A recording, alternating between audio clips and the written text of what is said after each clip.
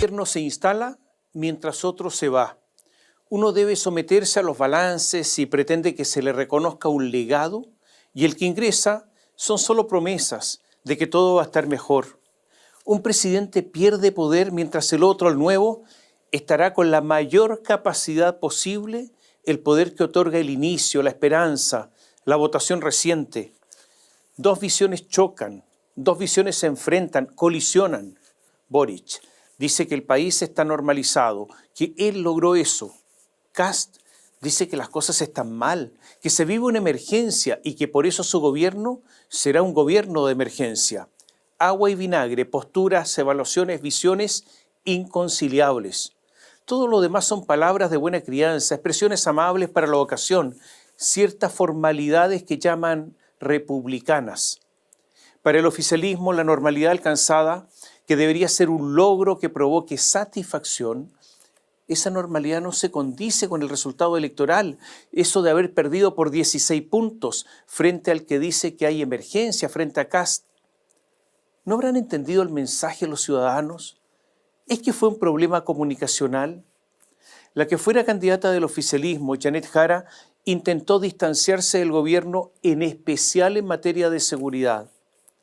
¿Es que Jara participaba de la idea entonces de normalidad o no? ¿Se da cuenta usted que la política está tan escasa de un mínimo talento que bastan unas pocas líneas para explicar contradicciones gruesas, importantes, contradicciones ostensibles? Gabriel Boric, en la reunión que sostuvo el lunes pasado con los partidos oficialistas, amargamente les dijo que la derecha había logrado instalar el relato de que su gestión tuvo una mala política en seguridad, pero que el país estaba estabilizado. El problema, se lo decía recién, es simplemente comunicacional. Janet Jara también decía que el gobierno había fallado en seguridad y que de ser elegida presidenta, recuerda usted, jamás nombraría ministra a Carolina Toá porque había fallado en eso. Como lo decía, en esta parte los dos contendientes en lisa estaban contestes. La discusión sobre estabilidad y emergencia se dará ahora, en los próximos meses, hasta que cambie el gobierno. Y las cabezas serán Gabriel Boric, Camila Vallejo, Álvaro Elizalde, por un lado, versus Arturo Esquella, Claudio Alvarado y algún vocero ocasional del gobierno entrante. Por ejemplo, Camila Vallejo dijo, siguiendo la bajada comunicacional ordenada por todo el oficialismo, dijo así Camila: yo quiero ser muy clara, aunque en el caso del relato de la oposición primó mucho esta lógica del gobierno de emergencia, de que el país está en crisis en todo ámbito, la verdad es que nuestro gobierno se dedicó principalmente a estabilizar el país, a recuperar la senda del crecimiento. Esto es lo que en el gobierno llaman el legado. Una cosa sobre Camila, hay que reconocer que trabaja y que trabajará hasta el final, llueva o truene. Usted la escuchará hasta el último día y esta abnegación hay que reconocerla. En la inauguración del Parque de la Alegría en Renca, Gabriel Boric manifestó: de eso se trata lo que hemos tratado de impulsar, lo que hemos impulsado, y lo digo con orgullo como gobierno. Al final, estas son las obras que nos mueven. Las peleas políticas, los juicios a las palabras estrambóticas, siempre al final van a quedar en segundo plano. Son las obras las que hablan, o sea, hemos hecho mucho. Ahí en la Plaza de la Alegría, dijo, porque esa plaza era obra del gobierno. También dijo, justificando los radicales cambios que ha tenido él en su posición. Qué cosa más triste ver a quienes no son capaces de cambiar de opinión, quienes no son capaces de aprender las nuevas formas, que se quedan anclados en un conservadurismo de viejos órdenes que no necesariamente tienen sentido hoy.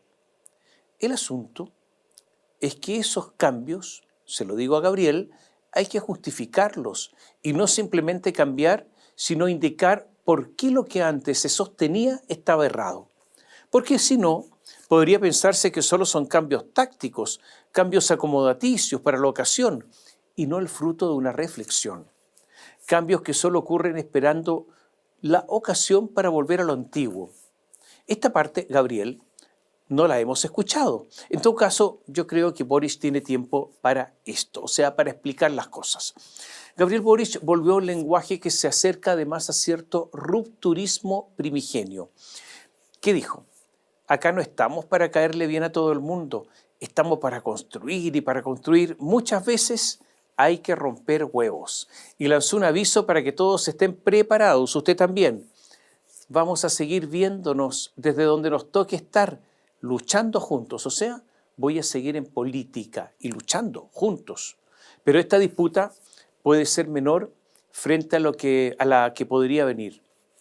Las relaciones entre el gobierno saliente y el entrante se han agriado, se han descompuesto en las últimas horas, no solo por las críticas a los que vienen, porque se estima que las críticas se terminaron con la campaña y se deben dejar para después de la asunción del mando, sino por la ley de reajuste del sector público.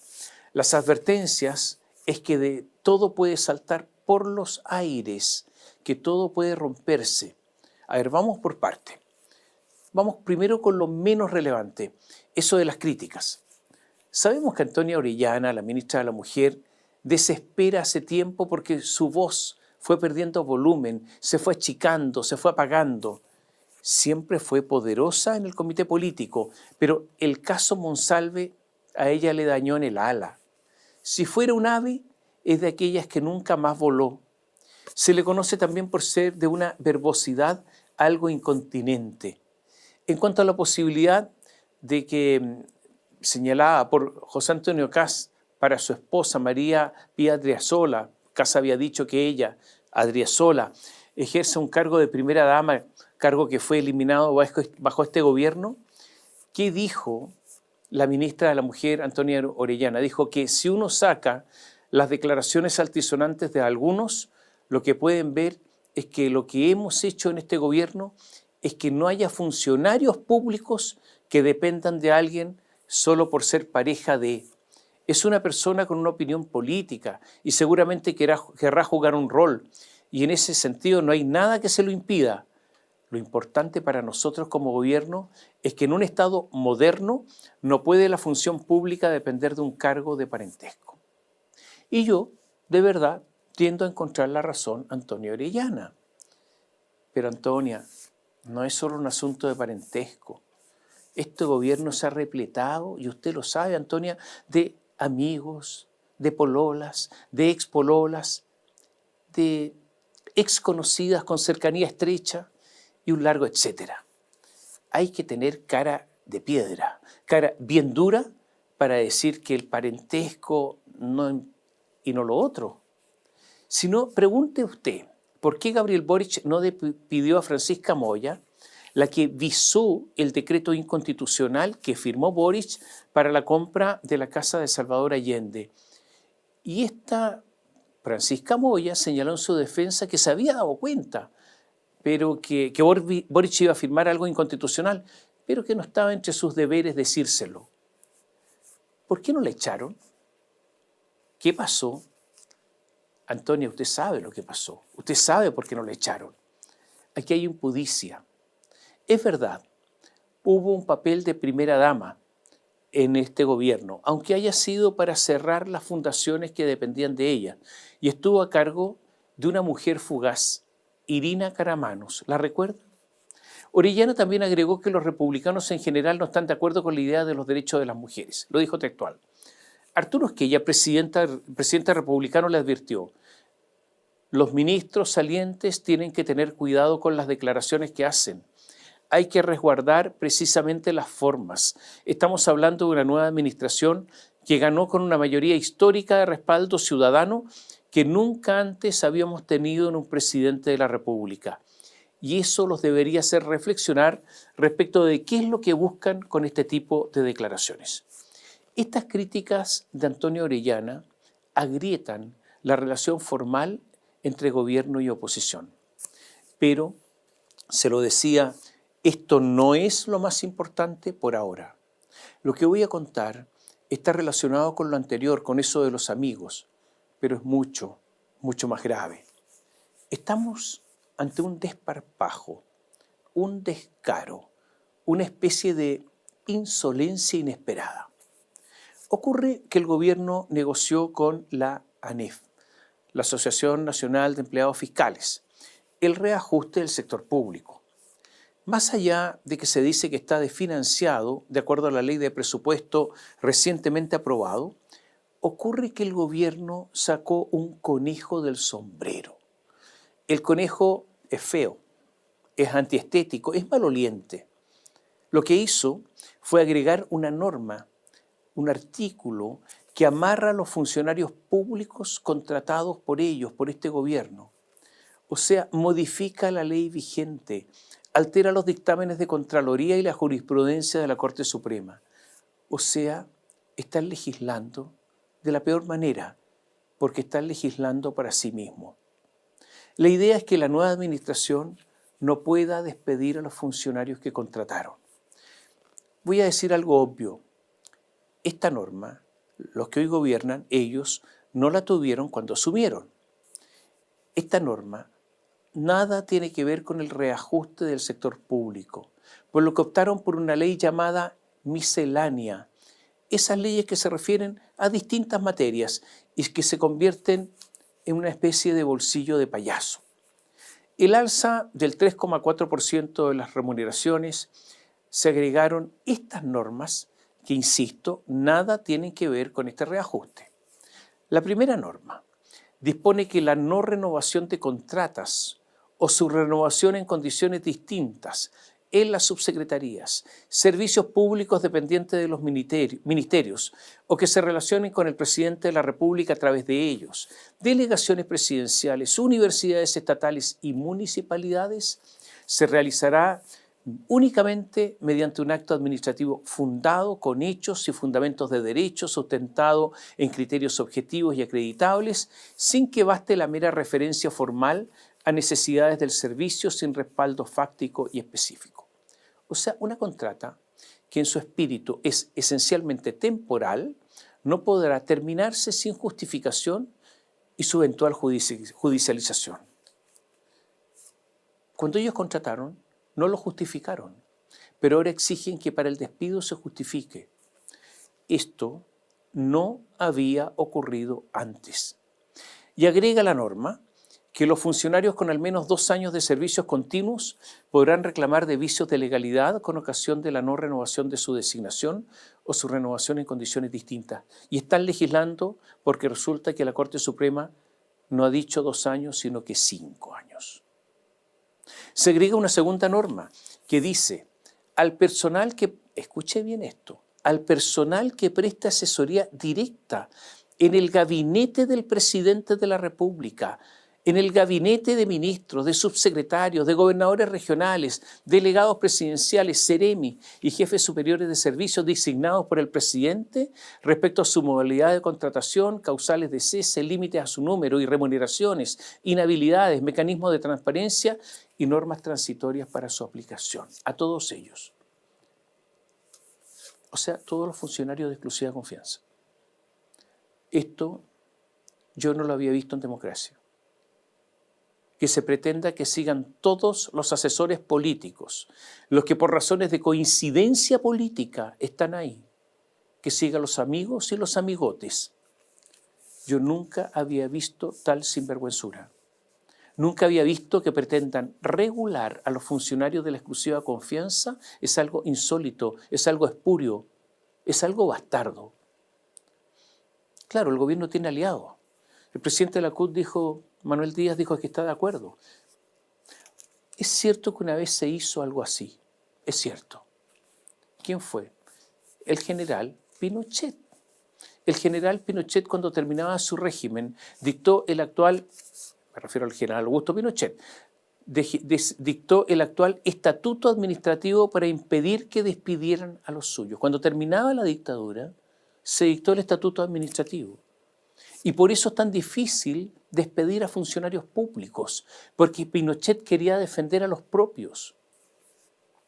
Esos propios, los de Pinochet ya no están, pasaron muchos años, pero ahora esas mismas normas se usan para resguardar a los que introdujeron los gobiernos de la Concertación. ¿Qué es lo notable? Es que a los muchachos del Frente Amplio, a Gabriel Boric, al ministro de Hacienda Nicolás Grau, Pinochet les quedó corto. y al menos en esta parte quieren ir más allá que el pinochetismo. Estos son los ya no tan jóvenes idealistas. La política da para todo, pero las inconsecuencias son monstruosas. Hay diversas formas de terminar un gobierno. El presidente saliente elige. A mí me parece que se ha optado por la villanía. Kast fue muy duro en todo esto. José Antonio Kast, el presidente electo, dijo algo muy corto. Si alguien quiere amarrarse un cargo, que se cuide. El gobierno entrante señaló que esta norma va a dinamitar, porque esta es la palabra que usó, dinamitar las relaciones con el gobierno.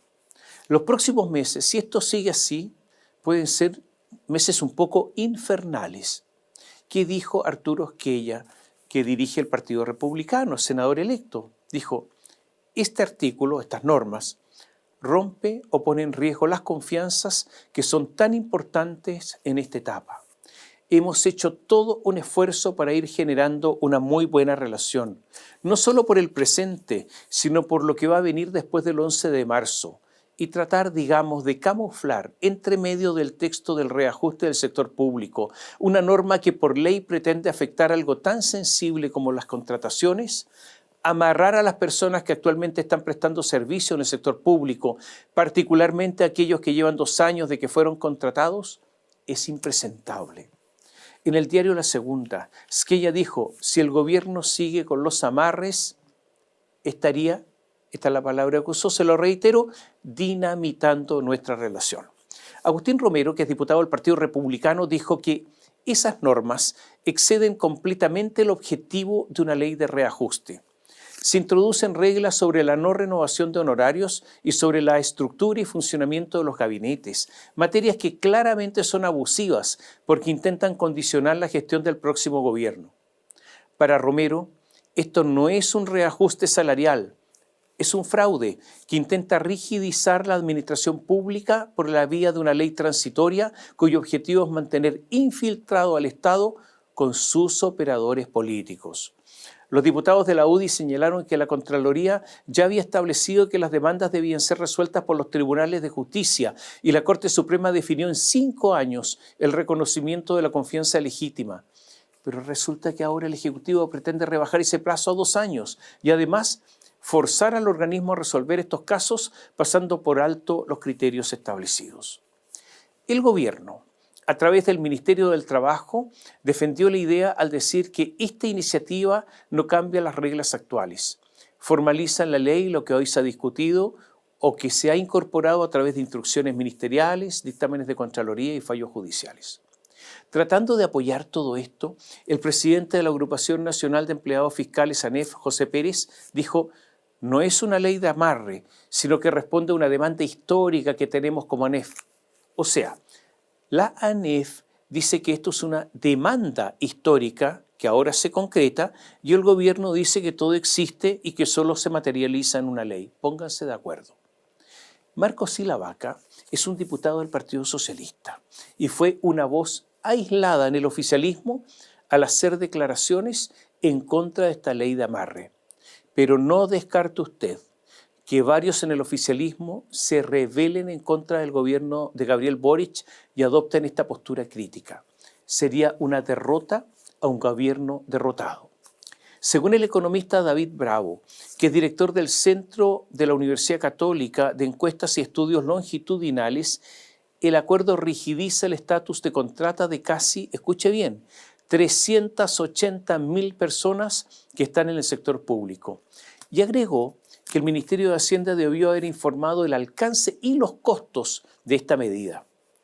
Y esto ahora como un paréntesis. Antes le decía que el reajuste que establece esta ley está desfinanciado. ¿Qué dijo el diputado de Renovación Nacional Frank Sauerbaum? Afirmó que el gobierno solamente provisionó en la ley de presupuesto 600 millones de dólares para el incremento de sueldos en el sector público, pero que este incremento tiene un costo de 1.500 millones de dólares. Por lo tanto, la gran pregunta es justamente de dónde vamos a sacar esta diferencia. O sea, está todo mal. Esta política de los amarres tuvo un efecto concreto ahora. Ejemplos. Ex ante, señala que el gobierno designó como primera directora del Servicio Nacional de Acceso a la Justicia y Defensoría de las Víctimas a la abogada Patricia Muñoz, quien en el pasado fue la primera defensora nacional de la niñez. Muñoz debe estar al menos 6 meses con licencia porque está embarazada. O sea, la nombraron pero no va a asumir. Y Kast no podrá removerla hasta un año después del fin de su postnatal porque estará con fuero. Ella, Muñoz, bajo el fiscal nacional Jorge Abbott, estuvo a cargo en el Ministerio Público de la División de Atención a Víctimas. Sí, División de Atención a Víctimas del Ministerio Público. ¿Cómo lo hizo atendiendo a las víctimas en el Ministerio Público? No muy bien, ¿no? Pero ahora la premian. Pero eso en el sistema público no interesa, no importa. Jorge Abbott, el ex fiscal nacional, y Patricia Muñoz son amigos. Ella también es cercana a Boric.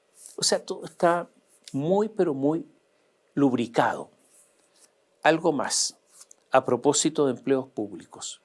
Se detectaron 16 concursos en al menos 8 ministerios para llenar jefaturas de sección, o sea, cargos máximos, jefaturas de sección, jefaturas de departamentos, con remuneraciones que van desde los 3 millones hasta los 11 millones de pesos.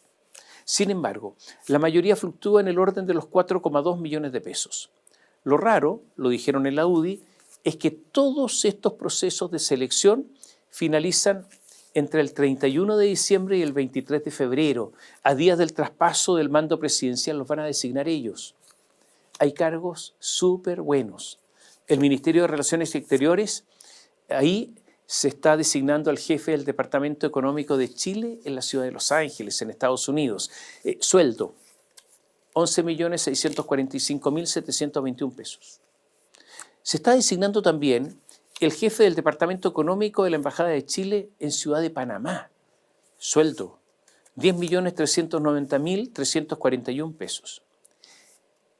Un sueldo súper importante, un cargo súper importante. Jefe del Departamento Económico del Consulado General de Chile en Bolivia, en La Paz, para ver las relaciones económicas con los bolivianos. Sueldo, 9.688.956 pesos. No los voy a aburrir. Solo les diré que con altas remuneraciones se van a resolver antes de la entrega de mando 3 concursos del Ministerio de Defensa. Por ejemplo, el del jefe de adquisiciones del Ministerio de Defensa, muy importante. Hay un concurso muy relevante en el Ministerio de Obras Públicas, 3 en el Ministerio de Seguridad Pública, 1 en el Ministerio de Educación, 2 en el Ministerio de Hacienda, 1 en el Ministerio de Medio Ambiente. Todo esto a nivel de estas reparticiones. Son todos trabajos bien pagados, todos trabajos, muchos de ellos que tienen bonos. Por ejemplo, tienen PMG, los programas de mejoramiento de gestión, se los van a ganar todos. Algunos el adicional de función crítica y otros bonos que la imaginación burocrática ha ido creando con el tiempo en beneficio propio. Habrá que revisar todo esto porque se revisaron solo algunas reparticiones públicas con nombramientos que se preparan a última o que se van a hacer a última hora. José Antonio Kast, el presidente electo, viajó a las pocas horas de recibir la aprobación popular de ganar la segunda vuelta de las elecciones, viajó a Buenos Aires para reunirse con el presidente de Argentina, Javier Milei. El viaje fue raro, fue un viaje improvisado, yo diría un poco provinciano. En las relaciones internacionales, y sería bueno que a estas alturas Kast lo sepa, no imperan las pulsiones personales, los movimientos atolondrados, las creencias de amistades ideológicas. Lo primero que hay que decir es que Kast es muy distinto a Milei. Lo segundo es que lo que pretende Kast es muy diferente a lo que hace Milei. Y el viaje entonces solo tiene sentido para armar una especie de arco conservador, aunque Milei en asuntos valóricos es más liberal que Kast. Argentina es un gran país, además un país absolutamente querible. Es más, yo diría que en muchos aspectos Argentina es superior a Chile. Ocurre también que con Argentina tenemos muchas diferencias. No me refiero a los desencuentros que registran los libros de historia, sino a diferencias actuales. Tenemos una disputa por la plataforma continental extendida. Tenemos 20 ollas hidrográficas compartidas que hay que resolver su uso. Tenemos la superposición de las pretensiones territoriales en la Antártica y tenemos el problema enorme de campos de hielo sur. ¿Cuánto sabe Kast de todo esto? ¿De verdad todo esto lo ha estudiado? Y si lo ha estudiado, ¿tiene una posición al respecto? Yo diría que no.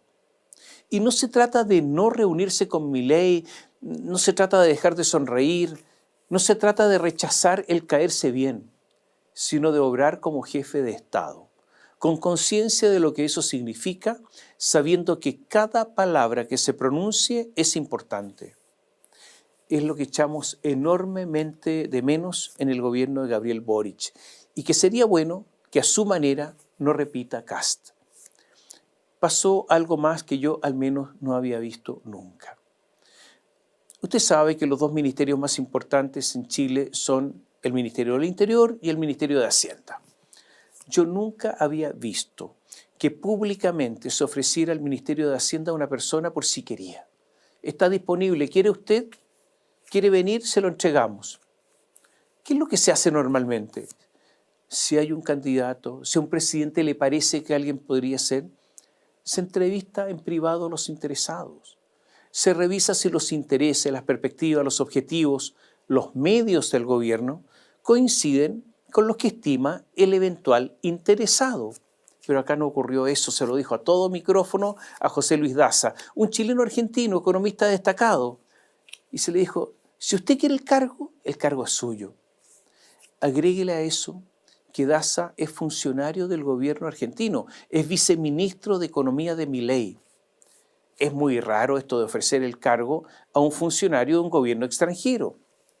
Para peor, José Luis Daza también les contestó públicamente y le dijo que no, que estaba muy bien en el cargo que tentaba, que ese era el desafío más importante de su carrera. O sea, les dijo que no. Las cosas no se hacen así. Y no se desprestigia el Ministerio de Hacienda como para ofrecerlo como si fuera una feria. Y hay algo más. Después de esta torpeza, inmediatamente el jefe económico del equipo de Kast, el que pinta para ministro de Hacienda, Jorge Quirós, como lógica consecuencia, quedó como segundón. Quedó como hombre de la banca. Quedó como un reemplazo. ¿Y por qué le hicieron eso a Quirós? ¿Por qué lo maltrataron así? Y no es porque no quieran a Quirós, es simplemente por desprolijidad. En este viaje, José Antonio Kast, además, decidió ir acompañado no solo por Quirós y Cristian Valenzuela, sino también por las presidentas de la Confederación de la Producción y el Comercio, Susana Jiménez, y de la SOFOFA, la Sociedad de Fomento Fabril, Rosario Navarro. La delegación incluyó a los representantes empresariales Luis Felipe Gacitúa, mandamás del Grupo Mate, y Francisco Pérez Maquena, de Quiñenco, que es el brazo armado, el brazo económico del Grupo Luxic. Pero si este es el modelo de Sebastián Piñera, no hubo ningún representante de la mediana y pequeña empresa. Otra vez, una vez más, solo los grandes apoyados por el poder presidencial. No solo eso, viajaron junto a casa estos representantes de los Mate y los Luxic. Voy a reiterar lo que hemos dicho en otras columnas. Los empresarios no estaban con Kast, estaban con Evelyn Matei, y los partidos de Chile Vamos, Renovación Nacional, UDI, Evópoli, salieron quintos. Ahora los empresarios aterrizaron, y esos partidos, aterrizaron en gloria y majestad en el comando de Kast. Y él los acoge con estas demostraciones. Solo puedo agregar que en Chile hay un sentimiento anti-élite, y ese sentimiento lo representaron Parisi, Kaiser y en parte Kast. Con estas actitudes, Kast hace pedazos lo logrado y se asimila a los que salieron quinto. Y hay algo más que puede empeorar el asunto. En Radio Bio Bio dijimos en forma exclusiva que Kast estaba pensando para el cargo de canciller a uno de los viajeros, a Francisco Pérez Maquena, el brazo derecho de los Luksic.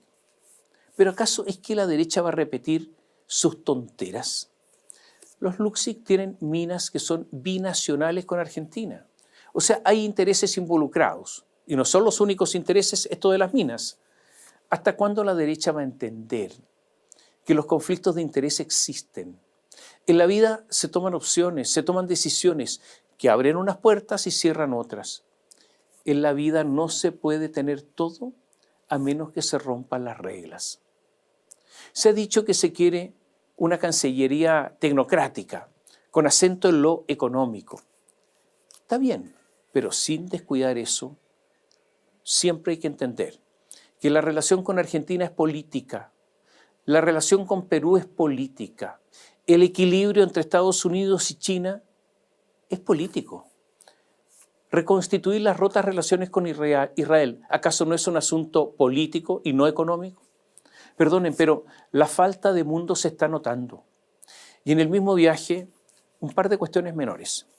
La foto con la motosierra de Milei no fue buena por una sola razón. Kast no pretende eso.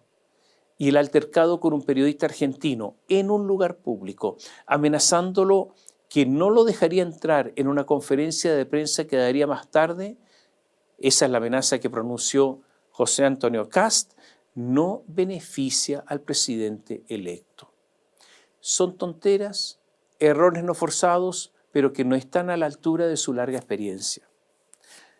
José Antonio Kast está trabajando aceleradamente en la conformación del gobierno. Ha dicho que vivirá en La Moneda porque, claro, su casa está a 1 hora y media de distancia en Buin. En el afán de demostrar austeridad, ha decidido ocupar algún lugar en el Palacio de la Moneda. Y además ha dicho que no necesita nada, que puede comer en el casino la misma comida de todos y que incluso él se puede hacer su cama. Es un gesto. Probablemente se va a arrepentir porque vivir con ausencia de privacidad no es fácil, pero también hay que decir que muchos chilenos que no viven obviamente en oficinas públicas, viven en reducidas viviendas y tienen poca privacidad. Kast con toda razón ha dicho que no quiere malgastar recursos públicos. La casa de Boric, la casa de Bachelet, la casa de Lagos fueron pagadas con fondos reservados de la presidencia, esos que en la práctica no se rinden.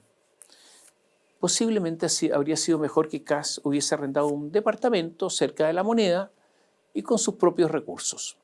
Pero ya, lo que ha dicho, lo que ha anunciado, eso de vivir en La Moneda, es un gesto. Ahora, en cuanto a los fondos reservados, por si acaso, recordemos que Manuel Monsalve manejaba fondos reservados y nunca se supo de su destino. Todos miraron para el lado. Desde el presidente, Gabriel Boric, hasta la superior directa de Monsalve, Carolina Toá. En una de esas, a lo mejor, a propósito, Boric da cuenta detallada de los recursos reservados de la presidencia, de los que él usó, en forma detallada. Porque el hombre que venía a dar lecciones prometiendo nuevas prácticas podría cumplir por lo menos en algo lo prometido. Gabriel, es fácil. Una lista detallada de cómo se han gastado los fondos reservados de la presidencia. Uno de los inconvenientes que tiene Kast es que él ganó con el Partido Republicano, solo, nadie más. Recordemos que no hizo alianzas. Y por lo tanto el desembarco de la UDI, de Renovación Nacional, Evópoli, Amarillos, Demócratas, en el comando y en el próximo gobierno, es un asunto difícil. Ellos andan con listas de nombres bajo el brazo, como siempre. El asunto es que no va a haber coalición con el gobierno de Kast, sino lo que llaman simplemente colaboración. Si fuera otro el ámbito, es lo que algunos podrían llamar una amistad con ventaja. Esta ventaja son los cargos, pero son amistades sin mucho afecto, sino las que prima más bien es el mero interés. Si fuera una coalición en serio, tendrían un vocero común, una única sede, comunicados de prensa conjuntos, pero nada de eso va a ocurrir.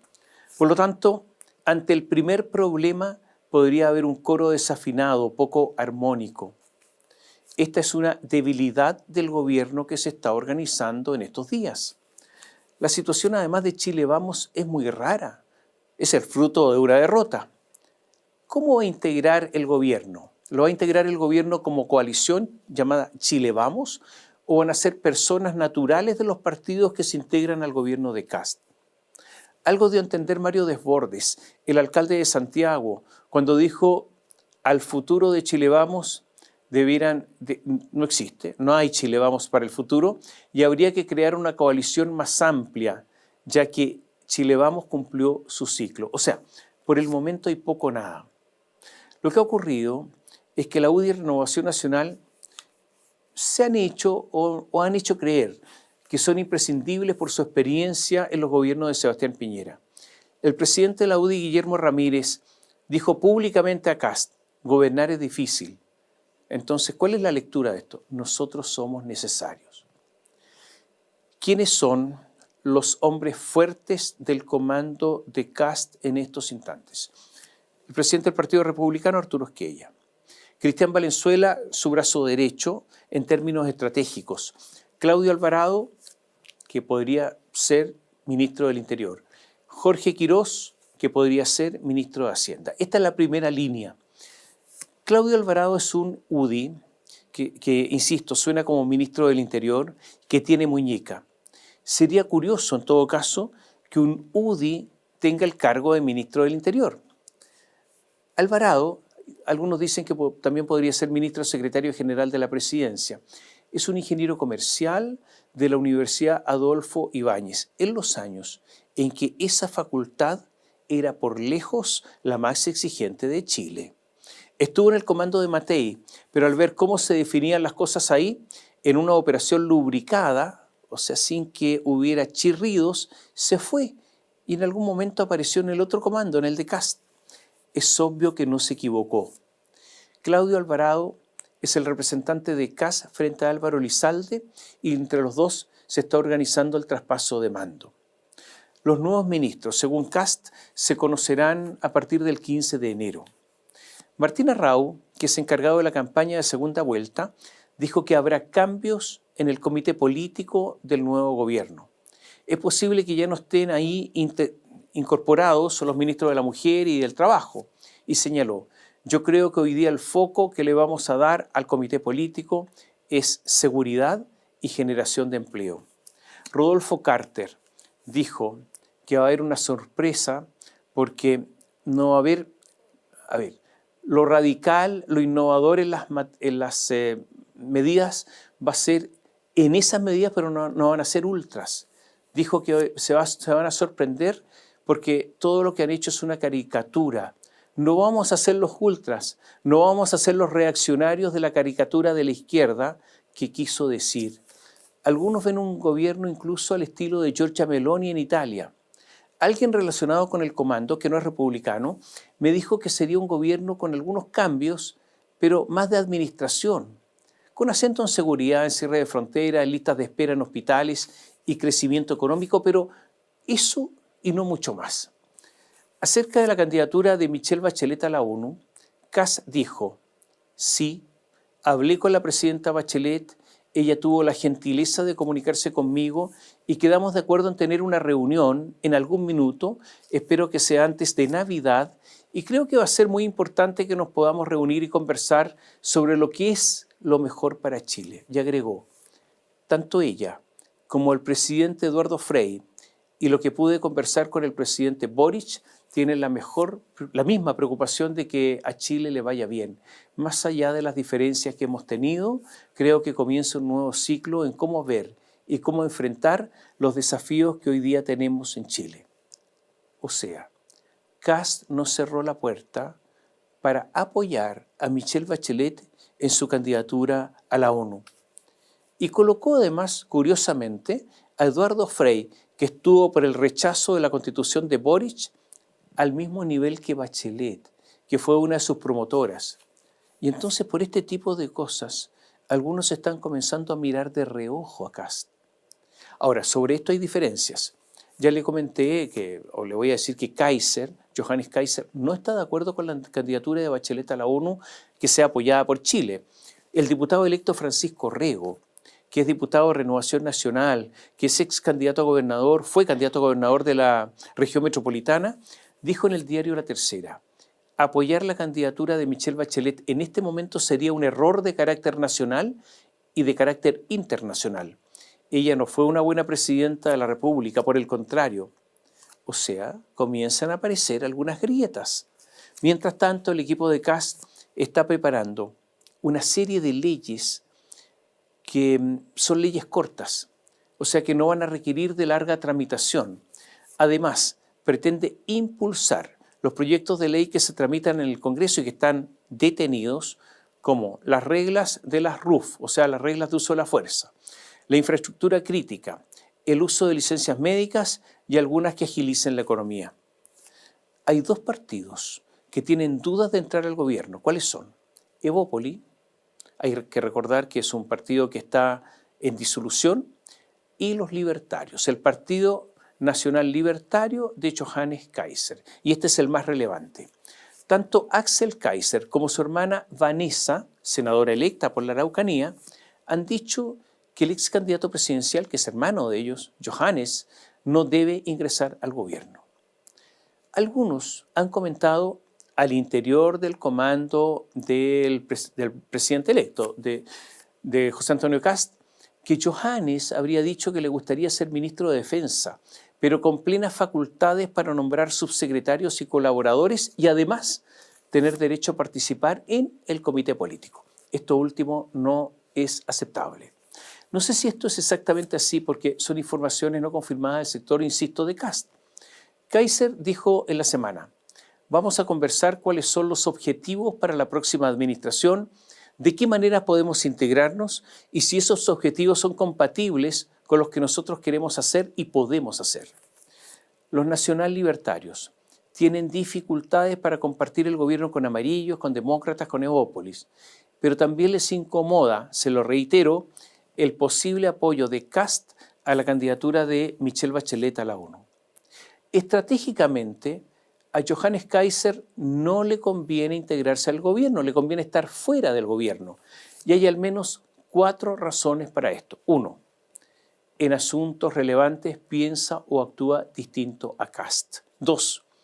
Estas diferencias se pueden acentuar en la medida que Kast incorpora a la UDI y Renovación Nacional al gobierno. 3. Si se mantiene fuera del gobierno, Kaiser podría ser la alternativa de derecha. 4. Si es ministro, se convierte en un fusible y los fusibles quemados tienen que invertir mucho tiempo en rehabilitarse. Revisemos ahora lo que ocurre en el oficialismo, en la izquierda, después de la derrota enorme de Janet Jara. Algunos están de retorno al redil, porque aunque Janet Jara se esforzó en convencernos de que no era una candidata del continuismo, algunos operaron de prestados y fracasada la candidatura volvieron a las oficinas gubernamentales, como con un elástico. Retornó a trabajar a La Moneda, ni más ni menos que el subdirector de la Secretaría de Comunicaciones, la SECOM, Sebastián Fierro, comunista, acogido de vuelta por Pablo Paredes. El economista del equipo de Jara, Nicolás Bome, Partido Comunista, ya está trabajando de nuevo en la dirección de presupuestos, donde volvió a ser el jefe del subdepartamento de ingresos públicos. La jefa de avanzada de la campaña de Janet Jara, Javiera Milla, se reintegrará al Ministerio del Trabajo en las próximas horas. O sea, solo a los muy buenos trabajadores se van y se les resguarda el puesto para cuando quieran volver. Varios están apostando. Después de la derrota de Janet Jara, están apostando a culpar a Gabriel Boric. Y es verdad que las acciones del presidente en estos instantes están a la baja. Hay algunas confesiones de errores, otros dicen que la sequía será corta y apuestan por un fracaso de Kast. Al día siguiente de la segunda vuelta presidencial, Gabriel Boric estaba muy serio. Hubo comité político con los presidentes de los partidos de gobierno, entró el presidente a la reunión y con un lacónico saludo comenzó, dijo hola y se sentó, nada más, estaba serio, hola. El diario La Tercera contó que el presidente estaba molesto. Otros dicen que esta es una actitud recurrente de Gabriel Boric. Se habló de la derrota, hablaron todos y finalmente habló el presidente y reconoció algunas cosas. que en el caso de Manuel Monsalve su manejo fue errático. Habló de dos fallas en este caso. La tardanza del gobierno para enfrentar el caso, ya que la denuncia ingresó a la Fiscalía el 14 de octubre, un día después el mandatario tomó conocimiento del caso, ya había denuncia en la Fiscalía y recién el 17 del mismo mes le pidió la renuncia a Manuel Monsalve. Y también reconoció como un error la polémica conferencia de prensa que concedió el Lampa, donde de manera errática improvisó un intercambio con los medios presentes que se extendió por 53 minutos. Y también reconoció como un error el bochorno con la fallida compra de la casa de Salvador Allende. El senador Jaime Quintana del PPD también hizo su aporte en esta autocrítica. Dijo que el problema había sido comunicacional, de no saber comunicar lo bien que lo había hecho el gobierno. Así las cosas, el momento para el presidente en ese momento se distendió. Estaban todos discutiendo qué había pasado, habló Jaime Quintana y el presidente estaba serio, hasta que entró Camila Vallejo y entró con su guagua. Entonces se produjo una distensión, la reunión perdió el foco, por lo menos por algunos momentos, y todo fue un poco más alegre. Gabriel Boric ha proclamado una y otra vez que es necesaria la unidad de toda la izquierda. Pero nos preguntamos, ¿unidad en qué? ¿Unidad para qué? ¿Cuál es el proyecto? Insisto, las acciones de Gabriel Boric están a la baja estos días. ¿Podrá consolidarse Boric como el líder de la oposición? ¿Usted se imagina si hoy hay un líder de la futura oposición? ¿Se da cuenta que hay cierto vacío en estos momentos? Carolina Toá dijo que pensó que sería un poco menor la distancia entre los votos obtenidos por Jara y Kast. Recordemos, Jara 41,84%, Kast 58,16%. Yo pensé que iba a ser menos, que iba a ser mejor. Siempre pensamos que no iba a ser una elección disputada, voto a voto. O sea, la derrota se veía venir, pero no con esa amplitud. Y Toá dijo, hay que hacer una oxigenación antes de decir, mire, yo voy a estar con este o con este otro. Fidel Espinosa, el senador del Partido Socialista, después de la derrota atacó al Frente Amplio. ¿Y qué dijo? Hubo muchos votos nulos y blancos. Triunfo de la ultraderecha tiene clara responsabilidad en el Frente Amplio, su superioridad moral, sus fundaciones, Procultura, Democracia Viva, el rechazo a las leyes de seguridad. Desde el Senado defenderemos los logros sociales alcanzados. Nunca más Frente Amplio, dijo el senador socialista Espinosa. La presidenta del Frente Amplio, Constanza Martínez, envió una carta a los militantes donde dice que se requiere la amplia unidad del progresismo y las izquierdas. Es el único camino que permite defender lo conquistado y agrega que el gobierno de Boric deja un país mejor que el que recibió. Y da esperanzas, porque en ese documento termina señalando la derrota siempre es breve. Daniel Jadwe, que estaba callado, volvió a hablar y él no está de acuerdo con estos planteamientos. Él lo explicó así. El gobierno de Boric es el mayor responsable. Es responsable de haber rechazado el quinto retiro después de haber aprobado 4, de haber eliminado las ayudas sociales por esta enfermedad tecnocrática de cuidar la responsabilidad fiscal. Es un gobierno que prometió transformaciones y que terminó siendo el gobierno del doble desistimiento. Traicionó su programa. Raúl Soto, diputado PPD, dijo, errores del gobierno y muchos, y los ha pagado caros. Creo que en gran medida eso ha contribuido a esta desconfianza y a este desánimo ciudadano por el progresismo. Y agregó que la izquierda ha perdido la mayoría social. Paulina Bodanovich, presidenta del Partido Socialista, le echó la culpa al proceso constituyente. Claro, el proceso constituyente el primero, el que ella apoyó. Eso tiene la culpa, dijo. Camilo Escalona dijo que esta es la peor derrota electoral que han tenido en la historia fuera del plebiscito del 4 de septiembre de 2022. Ahora, resulta obvio que el gobierno tuvo incidencia en la derrota. La permanente intervención de Boric en la campaña fue un lastre demasiado pesado. Yo tiendo a dar la razón a Darío Quiroga. Recordemos, él fue el asesor estratégico de la campaña de Janet Jara. ¿Qué dijo Darío Quiroga? Que la derrota estaba sellada desde el plebiscito constitucional de 2022, porque desde ese entonces se dividieron las aguas. Gonzalo Vinter Usted lo recuerda, el candidato del Frente Amplio en las primarias presidenciales fue ferozmente autocrítico. Gonzalo Winter fue reelecto diputado con altísima votación. Fue muy autocrítico. Escuche lo que dijo. Señaló: hay un importante desgaste del proyecto progresista, sus valores y su capacidad de convocar a amplios sectores. Agregó que se falló por la ausencia de una condena explícita y consistente a los hechos sencillamente delictuales y no de protesta, y que en muchos momentos se optó por el silencio, la ambigüedad o una comprensión excesiva sin trazar con claridad un límite político, lo que generó desconcierto en sectores amplios de la ciudadanía y debilitó la capacidad de conducción.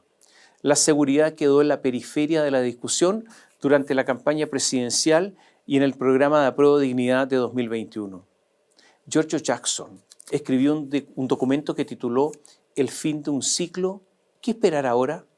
Y después de criticar, Jackson, varios hechos grotescos ocurridos en la Convención Constitucional, dijo: las erráticas señales iniciales en la conformación de la coalición y los equilibrios, la ausencia de un rol más activo en el proceso constitucional una vez finalizada la segunda vuelta, su rol a la cabeza en la Secretaría General de la Presidencia como barrera para la consolidación de confianzas en la coalición, agravados por las torpes declaraciones sobre la escala de valores y principios, sobre autocrítica feroz. Él pronunció esas palabras.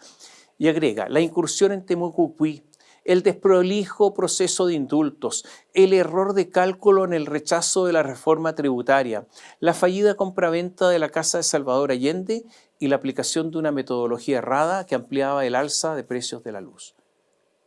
Y agregó Giorgio Jackson: seguro esta lista de errores no forzados podría continuar desde nombramientos hasta actuaciones que comenzaron a crear una sensación de frivolidad en torno al uso de los cargos, además del permanente cuestionamiento a los sueldos, materia en la que se pudo avanzar más de lo establecido en los instructivos. La autocrítica de Jackson es feroz. Claro que alguien le dijo: Giorgio, ¿te vienes recién a dar cuenta ahora o te diste cuenta antes y permaneciste callado? Ahora, esta discusión va a ser larga. Jaime Baza, que es diputado electo del Frente Amplio, que fue vicepresidente de la Convención Constitucional, dijo en Canal 13 sobre el estallido: la violencia durante el estallido, desde octubre hasta el 8 de marzo, prácticamente de octubre a marzo, fue una violencia contenida, bien contenida. O sea, hubo violencia, pero contenida. Imagínense lo que dice Jaime Baza. Recordemos: 1.156 delitos contra la propiedad y saqueos, 732 incendios, incluyendo las 7 estaciones del metro totalmente destruidas, las 18 parcialmente en el suelo y las 93 con daños. Sí, hubo saqueos, hubo asaltos, hubo atentados, hubo incendios. Hay gente de izquierda como Baza que no aprenden nada. Como usted puede observar, en la izquierda hay autocrítica en algunos sectores, pero no hay ninguna proposición. No hay nada que ofrecer todavía. Están absolutamente en blanco. Posiblemente el movimiento más llamativo de los últimos días sea el intento de un grupo del PPD, donde está Víctor Barroeto y varios más, de rechazar la unidad propuesta por Boric y formar una alianza entre PPD, demócratas cristianos, liberales y militantes del Partido Radical en un intento de constituir una socialdemocracia de verdad. Esto significa romper la histórica alianza de más de 30 años que tiene el PPD con el Partido Socialista y romper con el Partido Comunista y el Frente Amplio. O sea, apuestan a que el Frente Amplio, el Partido Comunista y el Partido Socialista están tan dañados con su decisión de ser de izquierda más dura que tienen una posibilidad de una oposición de centro-izquierda de verdad. Naturalmente que es una tarea enormemente difícil. Moziatti expone que la medida, catalogada como un asterisco norma que amarra o prolonga la permanencia de funcionarios más allá del cambio de gobierno, sería inusual en la práctica política chilena reciente y la compara, en términos de efecto, con prácticas históricas que solo habrían ocurrido en regímenes del pasado. Desde su enfoque, esta acción se presenta como una anomalía en la tradición republicana moderna de Chile. Un presidente saliente intentando asegurar y extender la continuidad de funcionarios del gobierno más allá del traspaso de mando. Para Moziatti, esto no solo es una política administrativa cuestionable, sino también un punto de inflexión simbólico del estilo de gestión y de la ética pública del último gobierno de Boric. El análisis no se limita al hecho técnico, sino que lo inscribe en un marco más amplio de crítica al manejo político del Ejecutivo. Se percibe un trasfondo de desesperación por conservar influencia y estructuras de poder en un momento de derrota o salida. Dato que cobra relevancia en el contexto del proceso político chileno de finales de 2025, con el triunfo de José Antonio Kast en las presidenciales y la inminente transición de gobierno. En síntesis, la conclusión del comentario es que esta norma o cambio legal no es un asunto menor de burocracia estatal, sino una decisión política con implicancias estratégicas y éticas. Interpretada por Moziatti como un intento de apoyar excesivamente a las designaciones propias del gobierno, con efectos que, en su juicio, podrían desvirtuar el principio de renovación institucional que caracteriza una transición de poder democrática.